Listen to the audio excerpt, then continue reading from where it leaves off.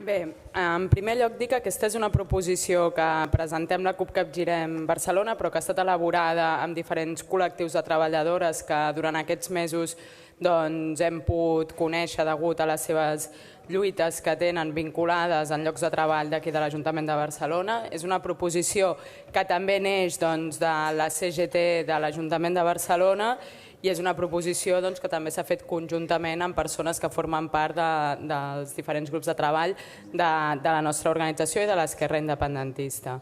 Enteníem que després de 7 mesos ja havia arribat l'hora de posar sobre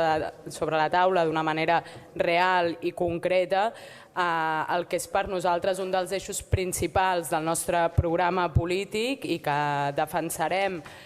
aferrissadament com ho hem fet fins ara, que és la qüestió de les municipalitzacions. Per entendre el moment concret en el que entrem aquesta proposició, també cal entendre el context en el que es troba aquesta institució, en el que es troba aquest Ajuntament, i ara mateix ens trobem que després de dècades de reducció de l'oferta pública, l'Ajuntament de Barcelona té una plantilla de funcionaris de carrera i laborals fixos fortament envellida, alhora que insuficient per cobrir les necessitats latents de les veïnes de la ciutat. En aquest context, l'administració municipal ha anat incrementant més i més el volum de la plantilla d'interins i de temporals, que estimem, segons fonts sindicals, que és ara entre el 15 i el 20% de la plantilla total de treballadores. Alhora, sense encara conèixer exactament el nombre de treballadors dels serveis municipals que ho fan des de les plantilles d'empreses externes, que també estimem que són entre 10.000 i 12.000 persones, aquestes empreses cal saber que donen a l'Ajuntament un servei comparable al que donen les empreses de treball temporal, és a dir, proveeixen personal i els hi paguen la nòmina contra una factura que, a més dels costos de contractació, inclou el benefici empresarial, els costos de finançament i el 21% de l'IVA.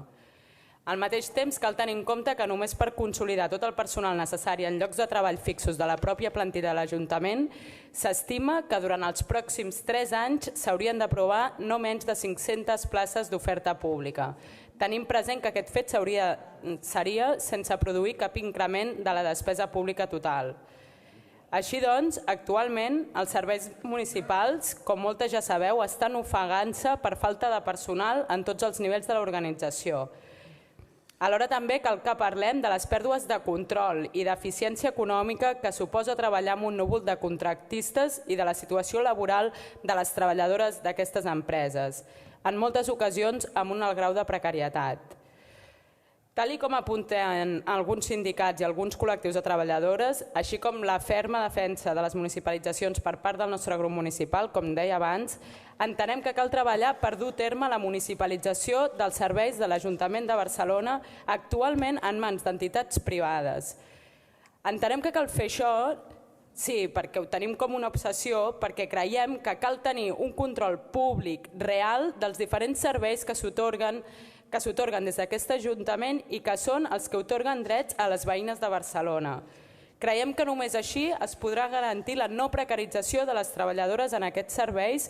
i alhora perquè això suposa un estalvi que després pot estar invertit una altra vegada en aquests serveis i per tant en aquests drets de les veïnes de Barcelona. I de la mateixa manera, tal com dèiem abans, d'aquesta manera es podria aplicar una mateixa estratègia per realitzar i dur a terme una política pública i no que hi hagi intervencions contradictòries, que és el que està passant actualment. Aleshores, a nosaltres se'ns diu que no es pot, que hi ha lleis, que no es pot. Nosaltres els diem al govern, sí se puede, i us ho diem clarament.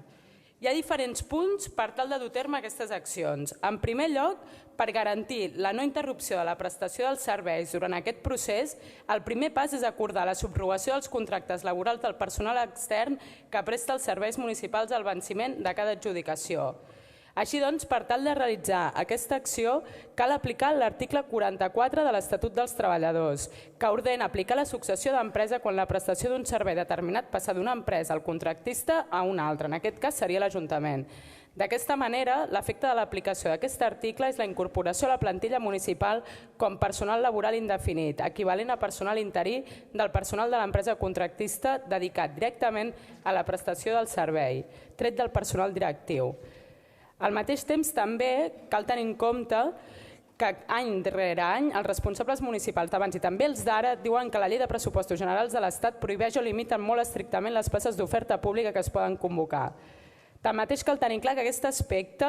és il·legítimament intrusiu en la potestat d'organització i administració dels propis recursos i, a més, entra en plena contradicció amb l'article 10.4 de l'Estatut Bàsic de l'Empleat Públic. És per tot això que nosaltres demanem fermament que s'iniciï i que es deixi de dilatar el procés de municipalització dels diferents serveis d'aquesta ciutat, en base a l'article 44 de l'Estatut dels Treballadors, i que el govern aprovi tota l'oferta pública d'ocupació necessària en base a l'article 10.4 de l'EBEP i el 70.1 del mateix. I per començar, creiem que haurien d'assumir les municipalitzacions que portaven en el seu programa electoral, BTV, Parcs i Jardins i el Servei d'Atenció Domiciliària.